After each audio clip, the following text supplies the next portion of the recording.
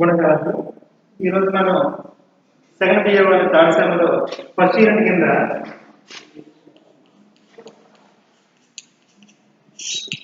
మొఘల్ సామ్రాజ్యం గురించి నాలుగు దీని గురించి వివరం జరిగింది.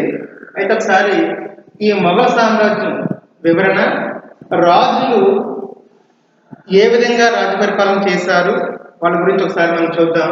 ఇందులో మొట్టమొదటిసారిగా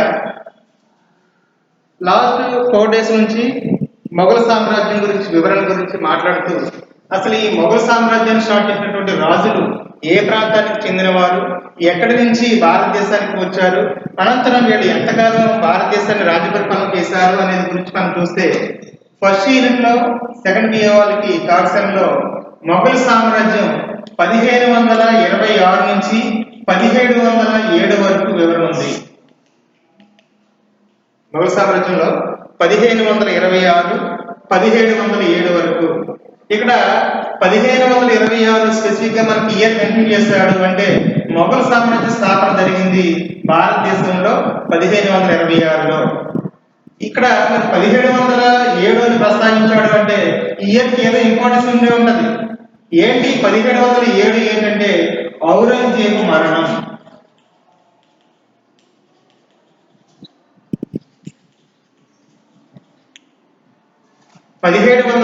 లో ఔరంగజేబు చనిపోయాడు. 1526లో బాబర్ మొఘల్ సామ్రాజ్యాన్ని స్థాపించాడు.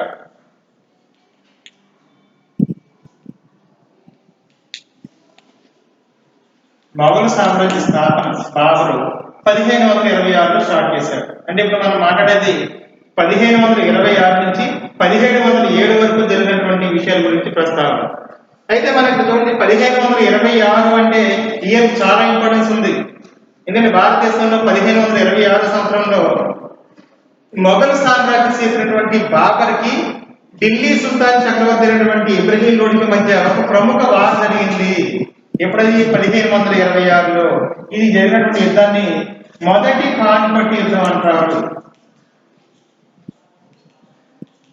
మొదటి పానిపట్టు యుద్ధం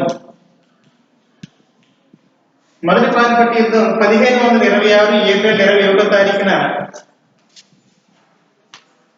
ఏప్రిల్ 21వ తారీఖున జరిగింది. ఇక్కడ పానిపట్టు హర్యానాలో ప్రాంతమైనటువంటి పానిపట్టులో జరిగినటువంటి యుద్ధం. ఇది ఎవరికి మధ్య జరిగినటువంటి యుద్ధం అని చెప్పాం మనం. ఇది బాబర్కి ఇబ్రహీం లోడికి మధ్య జరిగిన యుద్ధం. ఆల్రెడీ అయిపోయిన టాపిక్ ఇది. మా అయితే ఒక్కొక్క రాజు గురించి ఒక పూర్తి వివరణ గురించి చెప్తాను. అనేది మొదటి పానిపట్టు యుద్ధం బాబర్కి ఇబ్రహీం లోడికి మధ్య జరిగింది. ఇందులో బాబరు విజయశయ్యుడు కాబట్టి బాబరు భారతదేశంలో తొలిసారిగా మొఘల్ సామ్రాజ్యాన్ని స్టార్ట్ చేశాడు. ఎక్కడున్న బాబర్ భారతదేశానికి వచ్చాడు? అసలు భారతదేశంలో మొఘల్ సామ్రాజ్య స్థాపన జరగడానికి ప్రధాన కారణం ఏంటి? అప్పుడు భారతదేశాన్ని ఎవరు పరిపాలిస్తున్నారు అని మనం చూసుకుంటే ఢిల్లీ సుల్తానులు రాజ్య పరిపాలన చేస్తున్నారు. ఢిల్లీ సుల్తానులు అంటే ముస్లిం చక్రవర్తులు. ఇస్లాం మతానికి చెందినటువంటి ముస్లిం చక్రవర్తుల్ని సుల్తానులు అని పిలుస్తారు. వీళ్ళు ఢిల్లీ అనే ప్రదేశాన్ని, భారతదేశంలో ఉన్నటువంటి ఉత్తరాపథంలో ఉన్నటువంటి ఢిల్లీ అనేటువంటి ప్రదేశాన్ని రాజధానిగా చేసుకుని రాజ్య పరిపాలన చేశారు కాబట్టి ఢిల్లీ సుల్తాన్లు అని పిలుస్తారు. ఈ ఢిల్లీ సుల్తాన్లు మనం చూస్తే అది ఎప్పటి నుంచి ఎప్పటి వరకు జరిగింది? 1206 నుంచి 1526 వరకు. అంతకుముందు సెకండ్ మీరు చూసారు. 1206లో మహమ్మద్ గోరీ దగ్గర బానిసగా ఉన్నటువంటి కుతుబుద్దీన్ ఐబక్ అనేవాడు బానిసగా ఉంటూ ఒక వంశాన్ని స్టార్ట్ చేశాడు. అది బానిస వంశం. తర్వాత ఖిల్జీ వంశం, తర్వాత తుగ్లక్ వంశం, తర్వాత సయ్యద్ వంశం, తర్వాత లోడి వంశం, చివరిగా లోడి. అంటే 1206లో కుతుబుద్దీన్ ఐబక్ అనేటువంటి పర్సన్ బానిస వంశాన్ని స్టార్ట్ చేస్తే లోడి దగ్గరికి వచ్చేటప్పటికి 1526 సంవత్సరం జరిగింది. అంటే 1206 నుంచి 1526 వరకు ఢిల్లీని సుల్తాన్ల రాజ్య పరిపాలన చేశారు. కాబట్టి దీన్ని ఢిల్లీ సుల్తాన్ల యుగం అని పిలుస్తారు. అంటే బానిస వంశాన్ని స్టార్ట్ చేసినటువంటి కుతుబుద్దీన్ ఐబక్ 1206 నుంచి స్టార్ట్ చేస్తే తర్వాత ఒకరు అలాగే 5 వంశాలు, చివరికి లోడి వంశానికి చెందినటువంటి మహమ్మద్ లోడి అనేవాడు 1526 సంవత్సరం వరకు లోడీలు పరిపాలిస్తున్నారు. ఈ లోడి వంశంలో చివరి వాడు ఇబ్రహీం లోడి. లోడి వంశ స్థాపకుడు బహుళ లోడి, మహమ్మద్ లోడి వాళ్ళకి సంబంధించిన వాడు. కానీ చివరి వాడు ఇబ్రహీం లోడి. ఈ 1526లోనే మన టాపిక్ ఎక్కడి నుంచి వచ్చింది? 1526. ఈ 1526లోనే బాబరు ఢిల్లీని పరిపాలిస్తున్నటువంటి ఇబ్రహీం లోడిని వధించి మొదటి పానిపట్టు యుద్ధంలో విజేత అయ్యాడు. కాబట్టి ఇబ్రహీం లోడి ఇక్కడ వధించబడ్డాడు. కాబట్టి 1526లో నూతనంగా బాబర్ చేత మొఘల్ సామ్రాజ్య స్థాపన జరిగింది. బాబర్ గురించి మాట్లాడుతూ చెప్పాం, బాబర్ది మధ్య ఆసియా అనే ప్రదేశం అని చెప్పాం.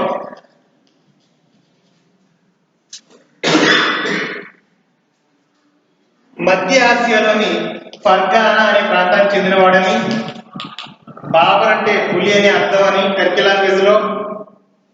బాబర్ యొక్క తండ్రి పేరు ఉమర్ షేక్ మిర్జా, బాబర్ యొక్క తల్లి కుతులక్ నికర్. ఇలా రెండు జాతుల కలయిక అని చెప్పాం. బాబర్ తండ్రిదేమో తైమూర్ వంశం, బాబర్ తల్లిదేమో మంగోలుడు జాతి స్త్రీ. అంటే రెండు జాతుల కలయిక ద్వారా జన్మించినటువంటి బాబరు టర్కీ లాంగ్వేజ్ లో పులి అనే అర్థం, అంటే ధైర్య సాహసాలకు ప్రతీకగా ఉన్నాడు.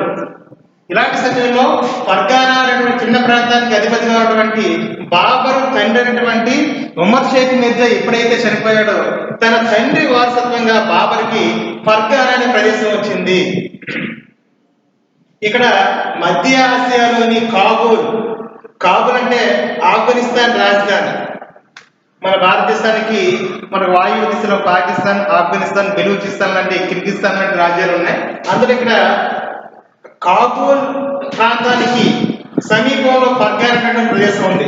కాబూల్ అంటే ఆఫ్ఘనిస్తాన్ రాజధాని, ఫర్గానా దాని సమీపంలో ఉన్నటువంటి ఈ ప్రాంతానికి చెందిన వాడే బాబర్ తండ్రి అనేటువంటి ఉమర్ షేక్ మిర్జా. ఉమర్ షేక్ మిర్జా చనిపోగానే బాబర్కి వారసత్వంగా ఫర్గానాకి అధిపతి అయ్యాడు. ఈ చిన్న ప్రాంతానికి అధిపతిగా ఉన్నటువంటి బాబరు విశాలమైనటువంటి రాజ్యానికి అధినేత కావాలని కళ్ళకన్నాడు. చివరికి భారతదేశానికి ఇబ్రహీం లోడి యొక్క వ్యతిరేకుల ద్వారా భారతదేశానికి ఎంటర్ అయ్యి భారతదేశంలో ఆనాటి లోడి వంశంలో చివరి వాడినటువంటి ఇబ్రహీం లోడిని వధించి తొలిసారిగా బాబరు మొఘల్ సామ్రాజ్యాన్ని స్టార్ట్ చేశాడు అని చెప్పాం. ఎప్పుడు స్టార్ట్ చేశాడు? 1526లో మొదటి పానిపట్టు యుద్ధం అనంతరం భారతదేశం ఢిల్లీని ఆక్రమించి మొఘల్ సామ్రాజ్యాన్ని స్టార్ట్ చేశాడు. తండ్రి కంటే తల్లి మీద అభిమానంతో ఉన్నటువంటి బాబరు తల్లి వంశమైనటువంటి మంగోలు నుంచి వచ్చిన పదమే మొఘలు. అందుకనే తల్లి యొక్క ప్రేమాదరణలకు గురయ్యాడు. చాలా కాలం తల్లికి చాలా దూరంగా ఉన్నాడు. తర్వాత కాలంలో తండ్రి రాజ్యాన్ని పట్టించుకుంటూ యొక్క నిర్లక్ష్యం చేశాడు. తర్వాత కాలం అలాగ తల్లి యొక్క అభిమానం చూరుకున్నటువంటి ఈ యొక్క బాబరు ఏం చేశాడంటే తల్లి జాతి అయినటువంటి మంగోలు జాతి పేరు మీదుగా భారతదేశంలో ఒక నూతన సామ్రాజ్యాన్ని స్టార్ట్ చేశాడు. అదే మొఘల్ సామ్రాజ్యం. 1526లో బాబరు మొఘల్ సామ్రాజ్యాన్ని స్టార్ట్ చేశాడన్నాం. తర్వాత బాబరు ఎప్పుడు చనిపోయాడు? 1530లో చనిపోయాడు. 4 సంవత్సరాలు అల్పెరగ పోరాటం చేశాడన్నాం. ఎందుకంటే 1526లో మొదటి పానిపట్టు యుద్ధం చేసి ఎవరిని వధించాడు? ఇబ్రహీం లోడిని వధించాడు. నెక్స్ట్ 1526లోనేమో మొదటి పానిపట్టు యుద్ధం, 1527లో కాన్వా యుద్ధం చేశాడు. ఆనాటి హిందూ రాజు అయినటువంటి రాణా సంగ్రామ్ సింహ్ ఓడించాడు ఇందులో కాన్వా యుద్ధంలో. 1528వ సంవత్సరంలో చందేరి యుద్ధం జరిగింది. ఆనాటి ప్రాంత పాలకులైనటువంటి మేధిని ఓడించాడు. 1529వ సంవత్సరంలో గోగ్రా యుద్ధం జరిగింది. బాబరు ఆనాటి ప్రాంతానికి చెందినటువంటి ఆ యొక్క సమీప రాజ్యానికి చెందినటువంటి మహమ్మద్ లోడిని ఓడించాడు. చివరికి 1530లో చనిపోయాడు. అంటే అలుపెరగని పోరాడుతున్నటువంటి బాబరు 1530లో చనిపోయాడని చెప్పాం. సరే, బాబర్ రాజ్యస్థాపన చేశాడని భారతదేశంలో మొఘల్ గార్డెన్ ఢిల్లీకి చుట్టుపక్కల ఇప్పటికీ కూడా చాలా అద్భుతంగా విలసిల్లుతున్నటువంటి మొఘల్ గార్డెన్ ని స్టార్ట్ చేసింది ఎవరంటే భారతదేశంలో బాబరే. అందువల్ల బాబర్ని ఉద్యానవనాల రారాజు అని పిలుస్తారు. ఉద్యానవనాల రారాజు. భారతదేశంలో మొట్టమొదటిసారిగా ఈ మొఘల్ గార్డెన్ మన భారతదేశంలో చుట్టుపక్కల ఏ దేశాల్లో చూసినా సరే ఢిల్లీకి సరిహద్దుల్లో రాష్ట్రపతి భవన్లో మొఘల్ గార్డెన్ అని ఉంటుంది. అది ఇంచుమించు నెలకి సంవత్సరానికి 3 నెలలు అనుకుంటే ఆ మొఘల్ గార్డెన్ ఓపెన్ చేస్తారు. ఆ చుట్టుపక్కల ఉన్నటువంటి స్టేట్స్ నుంచి ఆ గార్డెన్ చూడడానికి వస్తారు. చాలా అద్భుతమైనటువంటి ఫ్లవర్స్ అన్ని కూడా అందులో ఉంటాయి. మనకి 150 ఎకరాల రాష్ట్రపతి భవన్ విస్తీర్ణంలో మొఘల్ గార్డెన్ చాలా అద్భుతమైనటువంటి కట్టడంగా రూపొందించినటువంటి వ్యక్తి ఎవరంటే బాబర్ అనమాట. అందువల్ల అతన్ని ఉద్యానవనాల రారాజు అని పిలుస్తారు. ఈ బాబరు స్వయంగా తన పరిపాలన గురించి, ప్రజా సంక్షేమ కార్యాల గురించి, యుద్ధాల గురించి బాబర్ నామా అనే గ్రంథాన్ని రాసుకున్నాడు. అందుకని అతన్ని స్వీయ చరిత్రకారుడు, ఆటోబయోగ్రఫీ అనమాట. తన గురించి తనే ఓన్గా రాసుకున్నాడు. అలా రాసుకుంటే దాన్ని స్వీయ చరిత్రకారుడు అంటారు. అంటే నేను పరిపాలన గురించి, నేను చేసిన యుద్ధాల గురించి, నేను చేసినటువంటి ప్రజా సంక్షేమ కార్యకలాపాల గురించి నేనే గ్రంథ రచన చేసుకుంటే స్వీయ చరిత్రకారులు అని పిలుస్తారు. అందువల్ల బాబర్ తన గురించి తనే గ్రంథ రచన చేశాడు కాబట్టి బాబర్ నామా అనే పేరు మీదుగా టర్కీ లాంగ్వేజ్ లో ఒక గ్రంథాన్ని రాశాడు. తర్వాత బాబర్ 1530 చనిపోవడం చెప్పాం. బాబర్ తర్వాత హుమాయూన్ రాజ్యానికి వచ్చాడు. హుమాయూన్ అంటే అదృష్టవంతుడని, కానీ మొఘల్ చరిత్రలో ఇతర దురదృష్టవంతుడు లేడని మన దీని గురించి ప్రస్తావించాం.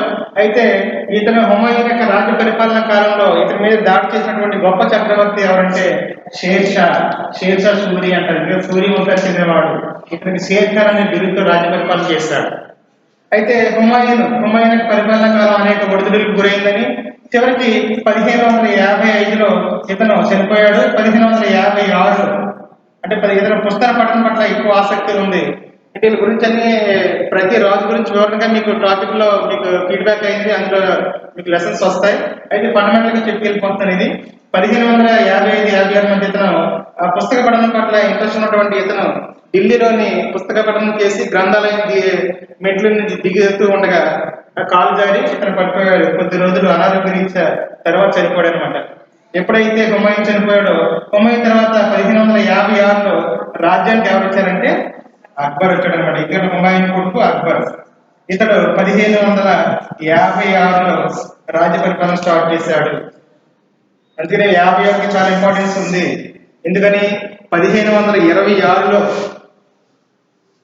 మొదటి పానిపట్టు యుద్ధం జరిగితే 1556లో రెండవ పానిపట్టు యుద్ధం జరిగింది. ఇక్కడ మొదటి పానిపట్టు యుద్ధం ఎవరి మధ్య జరిగింది? బాబర్కి ఇబ్రహీం లోడికి. ఇక్కడ రెండవ పానిపట్టు యుద్ధం 1556లో అక్బర్కి హేముకి మధ్య జరిగింది. అక్బరు హేము.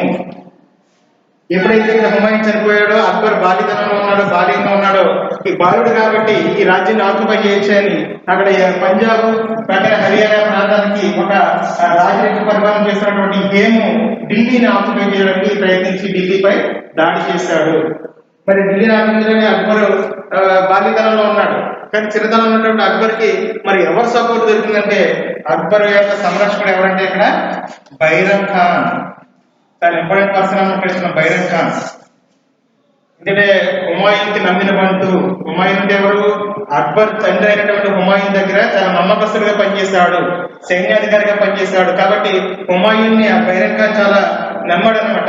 హుమాయూన్ యొక్క ఏం చెప్తే అదే బైరం ఖాన్ చేశాడు. కాబట్టి హుమాయూన్ నమ్మిన బంటుగా పేరు పొందినవాడు బైరం ఖాన్. మరి షేర్ ఖాన్ హుమాయూన్ దాడి చేసినప్పుడు హుమాయూన్ భారతదేశాన్ని వదిలిపెట్టి అడవులతో తిరుగుతున్నటువంటి సందర్భంలో బైరం ఖాన్ అక్బర్ అన్ని విధాలా చూసుకున్నాడు. అక్బర్ యొక్క తల్లి పేరు హమీదా బాను బేగం. అక్బర్ యొక్క తండ్రి హుమాయూన్. హుమాయూన్కి హమీదా బాను బేగం కలిగిన సంతానమే అక్బరు. ఎప్పుడైతే అక్బర్ బాలితనంలో ఉన్నాడో ఇతను అన్ని విద్యలు నేర్పి, యుద్ధ విద్యలు నేర్పి గొప్ప రాజుగా తీర్చిదిద్దాడు అక్బర్ని. ఎవరు? బైరం ఖాన్. అందుకనే అక్బర్ తర్వాత కాలం సింహాసనాన్ని అధిష్ఠించిన తర్వాత అక్బరు చాలా ప్రేమతో బైరం ఖాన్ని ఖాన్ బాబా అని పిలిచేవాడట. ఖాన్ బాబా అంటే పూజ్య గురువు అని, గురువుతో సమానంగా, తండ్రితో సమానంగా పూజించాడు. ఖాన్ బాబా అని పిలిచాడు అక్బర్. ఎవరినంటే బైరం ఖాన్. అయితే ఇంత గొప్పగా అక్బర్ రాజ్యాన్ని పరిపాలించడానికి చెప్పడానికి ప్రధాన కారణం ఏంటంటే అక్బర్ ఇంచుమించు 12 సంవత్సరాల ప్రాయంలో ఉండగా ఇక్కడ రెండో పానిపట్టు యుద్ధం జరిగింది. మరి అక్బర్కి అప్పుడు యుద్ధం చేసే లక్షణాలు లేవు. కానీ బైరం ఖాన్ అక్బర్ పేరు మీదుగా సైన్యంతో హేము సైన్యంతో పోరాడాడు అనమాట. ఇక్కడ అక్బర్ పేరు మీదుగా యుద్ధం జరిగింది. అక్బర్ రెండో పానిపట్టు యుద్ధంలో అక్బర్ యుద్ధం చేయలేదు. రెండవ పానిపట్టు యుద్ధంలో సైన్యాధిపతిలో అక్బర్ లేడు. కానీ బైరం ఖాన్ నాయకత్వంలో అక్బర్ పేరు మీదుగా అక్బర్ యొక్క సైన్యాలు ఇతర నాయకత్వంలో హేము సైన్యాలతో తలపడ్డాయి. చివరికి రెండవ పానిపట్టు యుద్ధంలో హేము యుద్ధ భూమిలో వధించబడ్డాడు. అంటే ఇక్కడ రెండవ పానిపట్టు యుద్ధంలో హేము చనిపోయాడు. అంటే ఇక్కడ విజయం ఎవరంటే అక్బర్. కానీ ఇక్కడ అక్బర్ యుద్ధం చేయనప్పటికీ అక్బర్ పేరు మీదుగా యుద్ధం చేశారు కాబట్టి సింహాసనం అంతా కూడా ఎవరికి దక్కిందంటే 1556లో రెండో పానిపట్టు యుద్ధంలో. అనంతరం ఆఫ్టర్ మెచ్యూరిటీ అక్బరు సింహాసనాన్ని అధిష్ఠించాడు అనమాట. అందుకనే రెండో పానిపట్టు యుద్ధం ఎవరెవరి మధ్య జరిగిందంటే ఇక్కడ అక్బర్ లేడు కదా అని వేరే బైరం ఖాన్ గురించి రాయకూడదు. బైరం ఖాన్ ఓన్లీ సంరక్షకుడు, సైన్యాధ్యక్షుడు మాత్రమే. కానీ అక్కడ పేరు ఎవరిదంటే అక్బర్ కాబట్టి రెండో పానిపట్టు యుద్ధం 1556లో అక్బర్కి హేముకి మధ్య జరిగింది. మొదటి పానిపట్టు యుద్ధం 1526లో బాబర్కి ఇబ్రహీం లోడికి మధ్య జరిగింది. ఇక్కడ బాబరు యుద్ధ భూమిలో పాల్గొన్నాడు, కానీ ఇక్కడ అక్బర్ యుద్ధ భూమిలో పాల్గొనలేదు. అయినప్పటికీ కూడా రెండో పానిపట్టు యుద్ధంలో అక్బర్ విజేతగా ప్రకటించబడ్డాడు. ఇక్కడ చూడండి, అక్బర్ యొక్క తాత అయినటువంటి బాబరు మొదటి పానిపట్టు యుద్ధంలో విజేతగా ప్రకటించబడ్డాడు ఇక్కడ. అయితే ఇక్కడ మనం అక్బర్ గురించి, హేమి గురించి, రెండో పానిపట్టు యుద్ధం అనంతరం 1605 సంవత్సరంలో అక్బర్ చనిపోయాడు. అనాథ గురించే అక్బర్ చనిపోయాడు. అంటే 1556 నుంచి 1605 వరకు. ఇక్కడ మీకు ఖాన్ బాబా గురించి చాలా స్టోరీ ఉంది. ఇది మీకు లెసన్ లో ఆల్రెడీ చెప్పాను. ఏంటి ఖాన్ బాబా అంటే ఎవరంట? బైరం ఖాన్. తర్వాత కాలంలో అక్బర్ కొద్దిగా రెండో పానిపట్టు యుద్ధం విజేత అయిన తర్వాత బైరం ఖాన్ ఏం చేశారంటే, నేను ఏది చెప్తే అక్బర్ అదే నమ్ముతున్నాడు కదా అని సర్వాధికారాలు బైరం ఖాన్ తన చెలాయిస్తూ తన బంధుమిత్రుల ప్రీతితో వాళ్ళ బంధువుల్ని, తల్లిదండ్రుల్ని, వాళ్ళకి సంబంధించిన వాళ్ళ అందరినీ, స్నేహితులందరికీ రాజ్యంలో ఉన్నతమైన ఉద్యోగాలు ఇచ్చేశాడు. ఉన్నతమైన ఉద్యోగాలు ఇవ్వనే అక్కడ రాజ్యంలో ఏం జరుగుతుందని తనకు పూర్తి తెలిసేది కాదు. ఎందుకంటే బైరం ఖాన్ ఏం చెప్తే అదే కానీ ఉద్దేశంతో సొంతంగా ఒక సైన్యాన్ని కూడా బైరం ఖాన్ తయారు చేసుకున్నాడు. తర్వాత గూఢచారి వ్యవస్థ తెలుసుకున్నటువంటి అక్బరు ఇక ఎలాగైనా సరే బైరం ఖాన్ తొలగించుకోవాలి. ఇక్కడ చాలా సార్లు గూఢచారి వ్యవస్థను కూడా చెప్తున్నాడు. మీరు అతన్ని ఒకవేళ గొప్పగా రాజుగా మిమ్మల్ని తీర్చిదిద్ది ఉండవచ్చు, కానీ తర్వాత కాలంలో అతను బంధుప్రీతితోటి రాజ్యాన్ని ఆక్రమించాలని చూస్తున్నాడని గూఢచారి వ్యవస్థ అక్బర్కి తెలియజేసినప్పటికి కూడా చాలా సార్లు సమయంతో వ్యవహరించాడు. కానీ చివరి దశ వచ్చేటప్పటికి బాబర్ యొక్క చేష్టలు అక్బర్కి నచ్చలేదు. కాబట్టి అక్బర్ ఏమన్నాడంటే, ఒకసారి అంటే ముస్లింలు తన జీవితకాలంలో ఒకసారి సరే మక్కా యాత్ర చేయాలి. ముస్లింలు తన జీవితకాలంలో ఒకసారి సరే మక్కా యాత్ర చేయాలన్నమాట. అందువల్ల అక్బర్ ఏమన్నాడంటే, నీ చివరి దశకు వచ్చేసావు కాబట్టి అక్బర్ ఎవరన్నప్పుడు బైరం ఖాన్ ముసలితనంలో ఉంటాడు. ఎందుకంటే అక్బర్ తండ్రి అయినటువంటి హుమాయూన్ దగ్గరే బైరం ఖాన్ పనిచేస్తాడు. కాబట్టి మరి ఇతను వృద్ధాప్యంలోకి వచ్చేసాడు కాబట్టి నువ్వు జీవితంలో ఒకసారి అయినా సరే మక్కాను సందర్శించాలి కాబట్టి నువ్వు మక్కా యాత్రకి వెళ్ళిరా అని చెప్పి బైరం ఖాన్ ని మక్కా యాత్రకు పంపించి మార్గ మధ్యంలో అక్బర్ యొక్క సైన్యం చేత బైరం ఖాన్ ని హత్య చేపిస్తాడు అనమాట. అంటే ఆ రాజ్యంలో ఇలా జరిగింది అంటే అక్బర్కి బ్యాడ్ నేమ్ వస్తుందని మక్కా యాత్రలో ఉండగా ప్రమాదం జరిగిందని పెట్టడం కోసం అక్బర్ చాలా తెలివిగా ఈ యొక్క పంజాబ్ అడగకుండా ప్రయాణిస్తూ ఆ ప్రాంతానికి వెళ్తున్న మార్గంలో అక్బర్ యొక్క సైన్యం, గూఢచారి వ్యవస్థ బైరం ఖాన్ ని హత్య చేస్తుంది. అప్పుడు అక్బర్ స్వతంత్ర రాజ్యపాలన, ఎవరి సలహాలు తీసుకోకుంటే తనే స్వతంత్ర రాజ్య పరిపాలన చేస్తాడు. అది ఎప్పటి వరకు అంటే ఇంచుమించు 1605 వరకు అక్బరు ఢిల్లీని రాజ్య పరిపాలన చేస్తాడు. ఎప్పుడైతే అనారోగ్యం 1605లో అక్బర్ చనిపోయాడు. అక్బర్ తర్వాత ఎవరు రాజ్యానికి వచ్చారంటే హుమాయూన్ జహాంగీర్, అతని పేరే సలీం.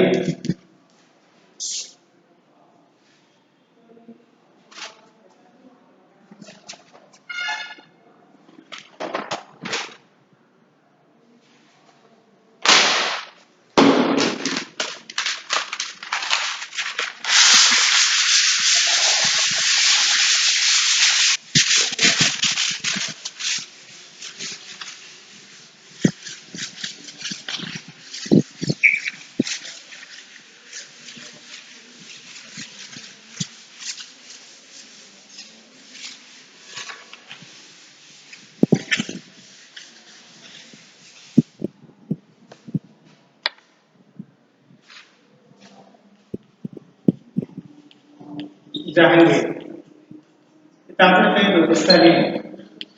ముందు ఎప్పుడన్నా సలీం అనార్కలి ప్రేమ కథలు ఎప్పుడన్నా వినుంటారో లేదా సినిమాల్లో చూపించుంటాడు. సలీం అనార్కలి ప్రేమ కథలు వేడువే. సలీం అంటే జహాంగీర్ అన్నమాట. సలీం అంటే అక్బర్ యొక్క కుమారుడు అసలు పేరు సలీం. జహాంగీర్ అనేది బిరుదు అనమాట. జహాంగీర్ అనే పేరు మీదుగా సింహాసనాన్ని అధిష్ఠించాడు సలీం. అందువల్ల ఇతను చరిత్రలో జహాంగీర్ రాజుగా పిలువబడ్డాడు, కానీ ప్రేమికులు మాత్రం సలీంగా మిగిలిపోయాడు అనమాట. అందుకనే సలీం అనార్కలి ప్రేమకు సంబంధించినవి జహాంగీర్.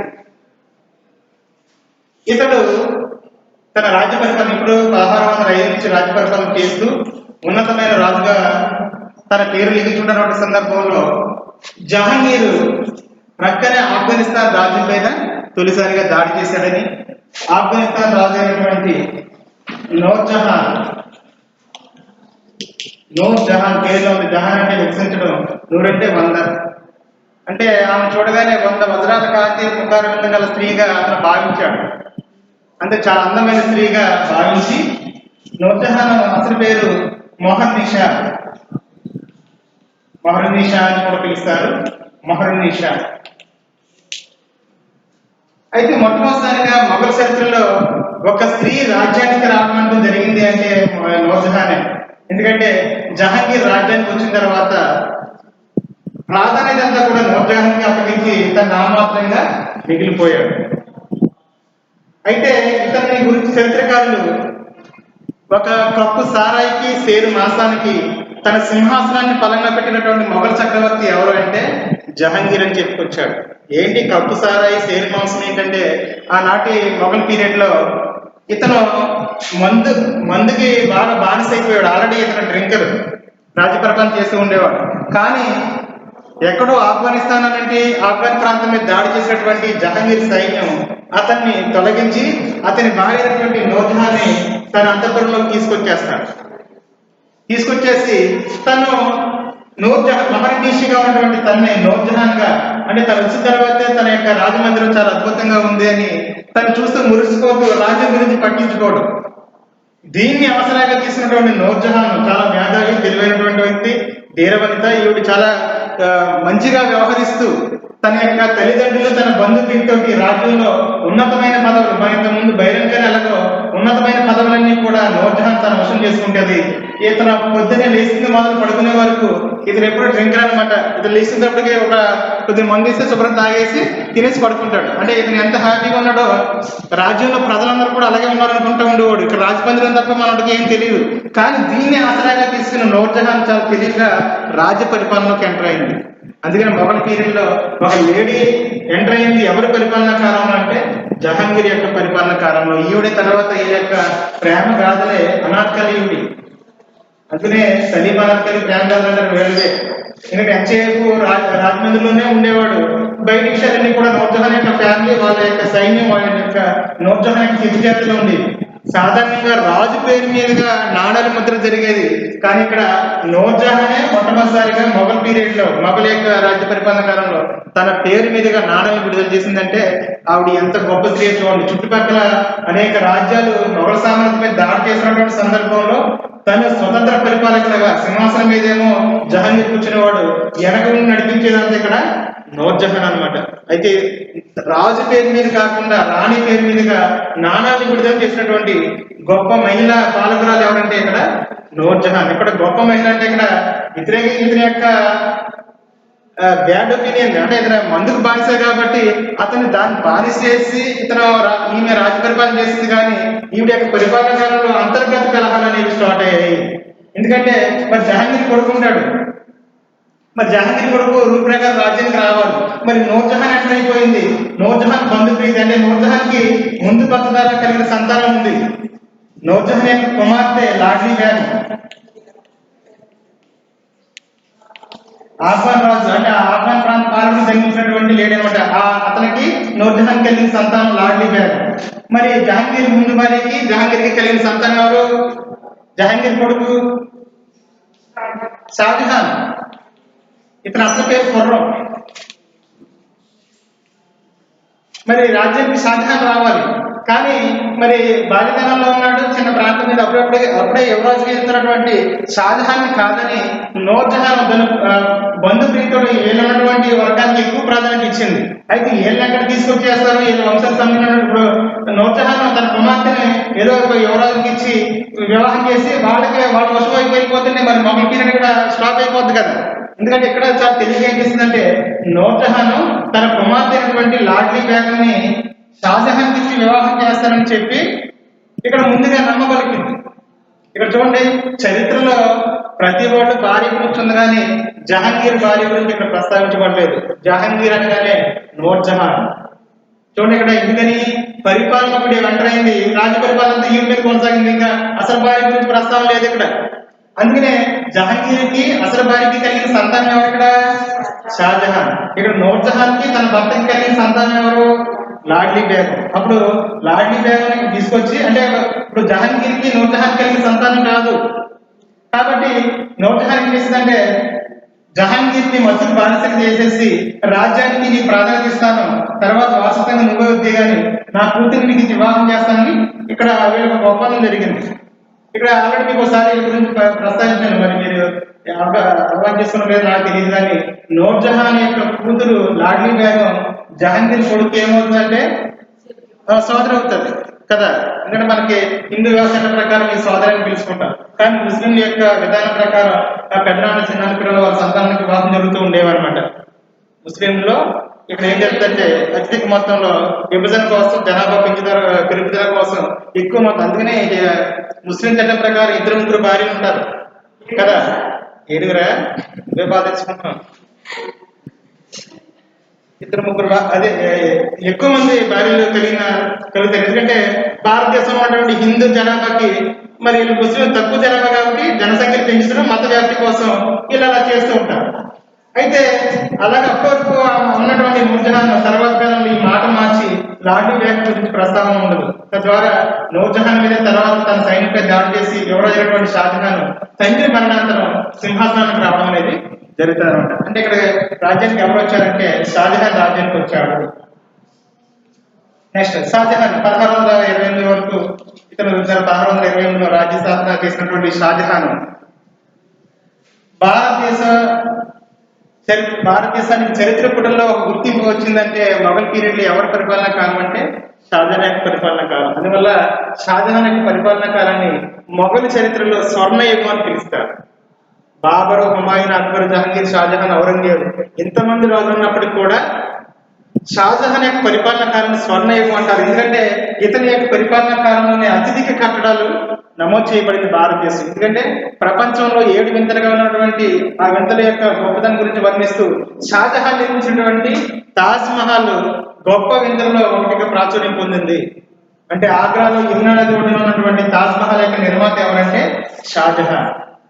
షాజహాన్ తన యొక్క ముద్దుల భారీగా భావించినటువంటి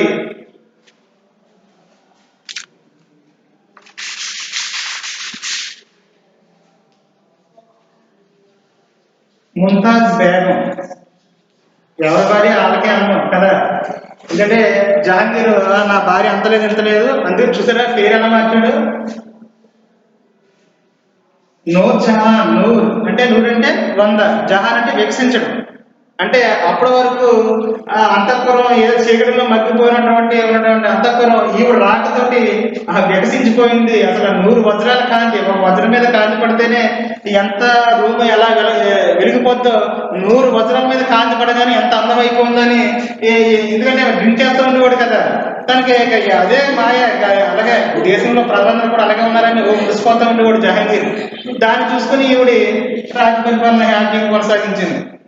తర్వాత షాజహాన్ రాజ్యానికి కుమారుడు షాజహాన్ వచ్చిన తర్వాత ముంతాజ్ బేగం జ్ఞాపకార్థం, తన భార్య ముంతాజ్ బేగం జ్ఞాపకార్థం యమునా నది ఒడ్డిన ఆగ్రాలో తాజ్ మహల్, పాలరాజుతో తాజ్ మహల్ ని నిర్మించాడు. సరే, ఈ క్లాసులు ముందు దీన్ని ప్రస్తావించాలి, మీరు అందరూ చూడండి. షాజహాన్ తర్వాత రాజ్య పరిపాలనకు వచ్చింది ఎవరంటే ఔరంగజేబ్.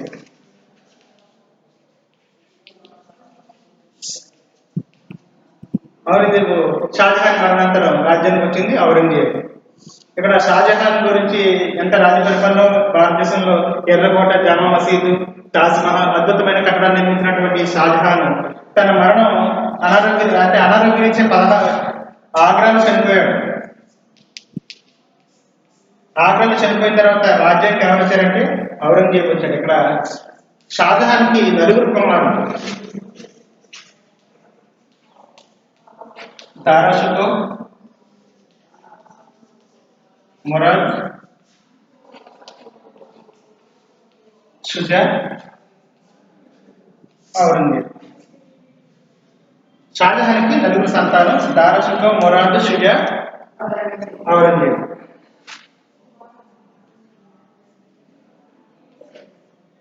షుజా, ఔరంగజేబ్. అయితే షాజహాన్ రాజ్య పరిపాలన చేస్తున్నప్పుడు అనారోగ్యరీత్యా ఆగ్రాలో తన కట్టుకున్నటువంటి ఆగ్రా కోటలో అనారోగ్యరీత్యా అక్కడ ఉండిపోతే దీన్ని ఆసరాగా తీసుకుని ఔరంగజేబు అంటే అది మూడవడు అనమాట. ఏ 4 పలుకు రాశారు మూడవ. ఈ చాలా తెలివిగా ఏం చేశాడంటే షాజహాన్ తన తండ్రి అయినటువంటి షాజహాన్ అనారోగ్యరీత్యా ఉన్నాడు, కానీ సింహాసనం దారాషుకోకి వెళ్ళిపోద్ది ఇక్కడ. ఎందుకని? రాజు యొక్క పెద్ద కుమారుడు ఎవరైతే అతనే తండ్రి స్థానంలో తండ్రిగా వస్తాడు. ఇప్పుడు కూడా మనం అన్నయ్య మనం తండ్రిగా భావిస్తాం కదా. ఇప్పుడు హిందూ స్ప్రేమలో భాగంలో ఎవరు ఉంటారు? అన్నదమ్ములు ఎంతమంది ఉన్నప్పటికీ కూడా తర్వాత తండ్రి లాంటి వాడు అన్నయ్య. అంటే ఇక్కడ అన్న ఇక్కడ వీళ్ళ ప్రకారం వీళ్ళందరిలో పెద్దవాడు దారాషుకో అంటే షాజహాన్ చాలా ఇష్టం. ఎందుకంటే తర్వాత రాజ్య పరిపాలన చేసేది అతనే కాబట్టి అన్ని విషయాలు అతనే చూసుకుంటాడు. కాబట్టి దారాషుకో తర్వాత రాజ్యానికి వచ్చేది షాజహాన్ తర్వాత దారాషుకో రాజ్యానికి వస్తాడు. కాబట్టి ప్రతి విషయాన్ని షాజహాన్ దారాషుకోతో చర్చించేవాడు. ఈ విషయాలు తెలిసినటువంటి ఔరంగజేబు ఎక్కడో వీళ్ళు వేరే వేరే ప్రదేశాల్లో ఉన్నారు. చిన్న ప్రాంత పరిపాలకులుగా చిన్న రాజ్యాలు ఇచ్చాడు. వాళ్ళు మొఘల్ సామ్రాజ్యంలో ఉంటే చిన్న ప్రాంతాన్ని రాజ్య పరిపాలన చేస్తారు. అనారోగ్యరీత్యా ఉన్నప్పుడు షాజహాన్ చనిపోతే దారాషుకో సింహాసనాన్ని అధిష్ఠం చేస్తాడని ఔరంగజేబు చాలా తెలివిగా ఏ ప్రాంతంలో ఉన్నటువంటి వాళ్ళ యొక్క బ్రదర్స్ ని ఆ ప్రాంతంలోనే బంధించేశాడు. బయటికి కదలకుండా ఆ ప్రాంతంలోనే బంధించేశాడు. దారాషుకో మీద నేరారోపణ చేసి తండ్రిని హత్య చేయడానికి కుట్రపన్నాడు, లేకపోతే ఇతను హిందువులకు అనుకూలంగా ఉన్నాడని రకరకాల మాట్లాడి ఢిల్లీలోని పురవీధుల్లో ఇతను ఊరేగించి చివరికి దారాషుకోను హత్య చేస్తాడనమాట. అంటే చూడండి, ఇక్కడ అన్నదమ్ములు అక్కడ రాజ్యం గురించి ప్రస్తావించలేకపోతే ఇక్కడ అన్నదమ్ముల ప్రస్తావన ఏమి ఉండదు. ఇక్కడ సొంత వాళ్ళే అయినప్పుడు కూడా సింహాసనం కోసం ఔరంగజేబు తన సోదరులైనటువంటి దారాషుకోని, మురాద్ని, షుజాని హత్య చేసి ఈ విషయం తెలియగానే షాజహాన్ వెంటనే ఆగ్రా కోటలో చనిపోయిన తర్వాత అంటే ఇక ఈ విధంగా సింహాసనం కోసం తన బ్రదర్స్ నే ఈ విధంగా హత్య చేసినటువంటి విషయం ఎప్పుడైతే షాజహాన్ తెలిసిందో షాజహాన్ ఆగ్రా కోటలో చనిపోవడం అనేది జరుగుతుంది.